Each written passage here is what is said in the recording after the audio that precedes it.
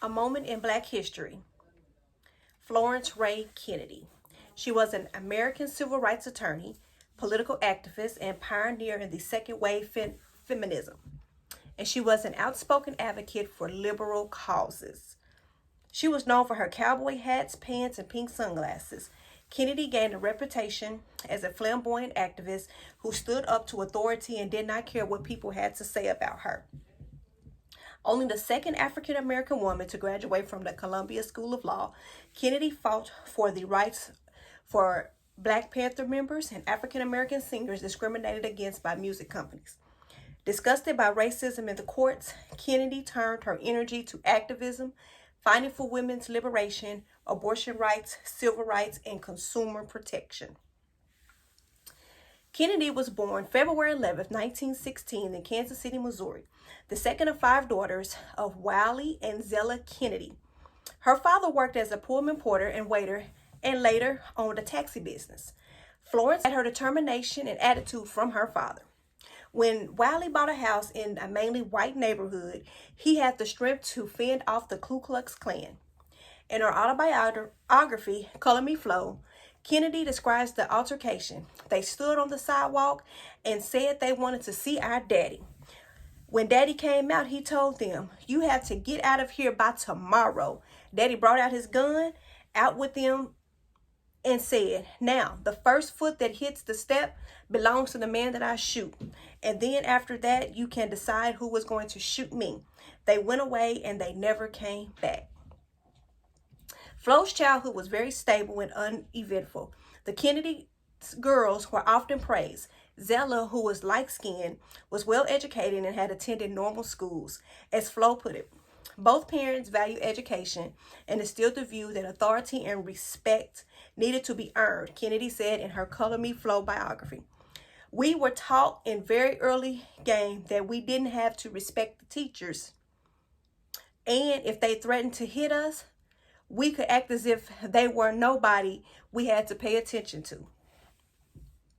Although Kennedy graduated top of her class from Lincoln High School in Kansas City in 1934, she delayed going to college immediately afterwards. She went into business with her sisters, opening a hat shop, and worked at a variety of other jobs, including operating elevators and singing on a radio show.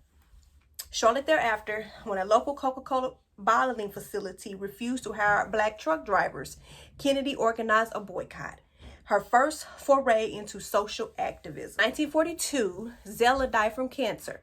Flo and her sister Grace moved to New York City, where Flo began attending Columbia University in 1944. Even though she was encouraged to become a teacher, Kennedy graduated 4 years later with honors and a bachelor's degree in pre-law. Kennedy applied to Columbia Law in 1948, but was initially denied admission by the dean. When she confronted him, believing the denial was based on the race threatening to sue, the dean assured her that her race was not the issue, but her gender. To Kennedy, neither discrimination would stand, and eventually, Columbia changed its decision and admitted her. Flo Kennedy was one of 8 women in her class, and in 1951 became the only second African-American woman to graduate from Columbia Law School. After passing the New York bar in 1952, Kennedy worked as a clerk in a law firm in Manhattan, then opened her own private practice in 1954. Inconsistent with her independent personality, Kennedy got married in 1957 to Charles Dudley Dye, a Welsh writer 10 years younger than her. Feeling constrained by her properties of marriage and intolerant of Dye's alcoholism, Kennedy dissolved the marriage after 4 years. They had no children. Dye died shortly afterwards. Kennedy noted, "Anyone who marries a drunk doesn't deserve sympathy." With her growing desire for civil rights and corporate accountability, Kennedy took on some high-profile cases, such as civil rights activist H. Rap Brown, a female member of the Black Liberation Front charged with bank robbery. In 1969, she assisted in representing several Black Panther members in the Eastern branch of the organization who were charged with conspiracy to blow up stores in New York City. They were acquitted in 1971 after the longest political trial in New York's history. Taking on discrimination by a recording company.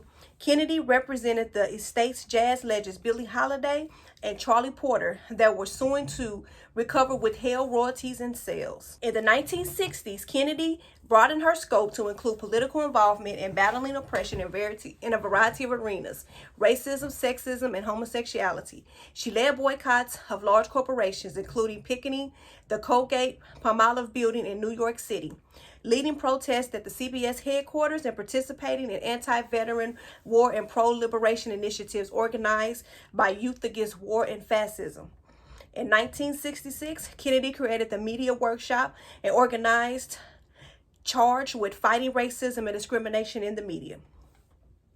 The group led boycotts of advertisers who did not feature African Americans in their ads. After picketing in the street in front of the advertiser, Kennedy and the protesters were invited inside to discuss their grievances. Marsha Joyner recalled the Civil Rights Movement Veterans website that Kennedy then equipped. "Ever since I've been able to say, when you want to get to the suites, start in the streets." Kennedy's lecturing career may have started in 1967 when she attended an anti-Vietnam War rally in Montreal. When the Black Panther Bobby Seale was not allowed to speak since his topic was going to be racism rather than focused on war, Kennedy took the platform and started yelling and protesting. She gained attention and was soon invited to speak in Washington, D.C. Never afraid to speak her mind, she said about herself in Color Me Flo, "I'm just a loud-mouthed, middle-aged cutter lady with a fused spine and 3 feet of intestines missing, and a lot of people think I'm crazy. I never stop to wonder why I'm not like other people. The mystery to me is why more people aren't like me." Another of Kennedy's causes was women's liberation for all women, not just women of color, and she urged the two races to work together.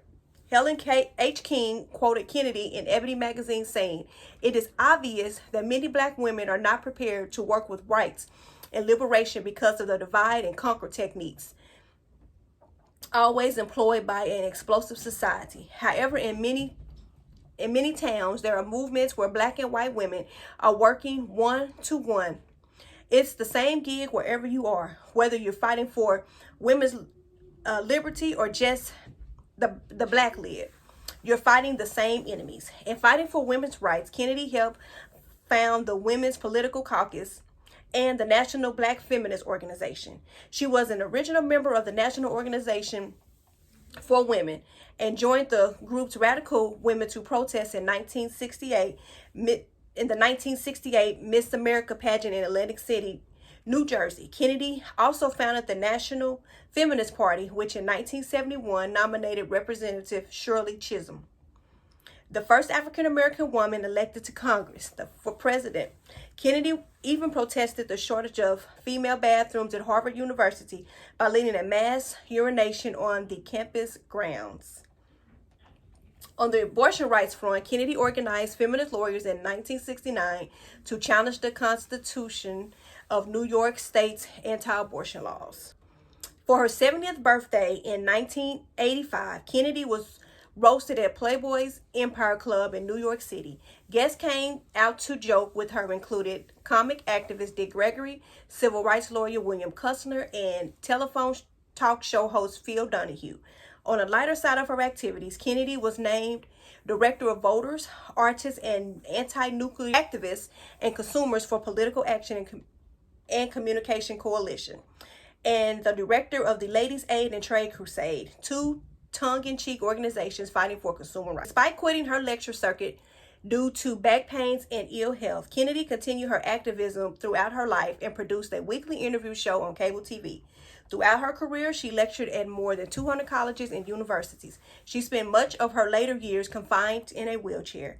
Kennedy died in her Manhattan apartment on December 22nd, 2000 at the age of 84. If you found a cause for the downtrodden of somebody being abused someplace, by God, Flo Kennedy would be there. In recognizing Kennedy's tireless advocacy, Justice Goodman of the New York State Supreme Court said, "She showed a whole generation of us the right way to live our lives. Her point was that you have to fight on all the fronts at all times." As someone who was adamant about not wasting her life, Kennedy said, "Sweetie, if you're not living on the edge, then you're taking up space." And that is Flo Kennedy.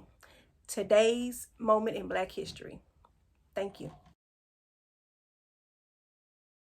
Gonna sing, gonna holler, gonna jump up and down, gonna turn this country around. Woo! Gonna sing, gonna holler, gonna jump up and down, gonna turn Miami around. Yeah. What? Move on. All right, no, rally up. We never did that. Never mind, we're gonna do it now. This is a rehearsal. Let's roll the tape. Okay. In women's liberation, we will pledge to fight today. For legalized abortion, equal rights, and equal pay. We will show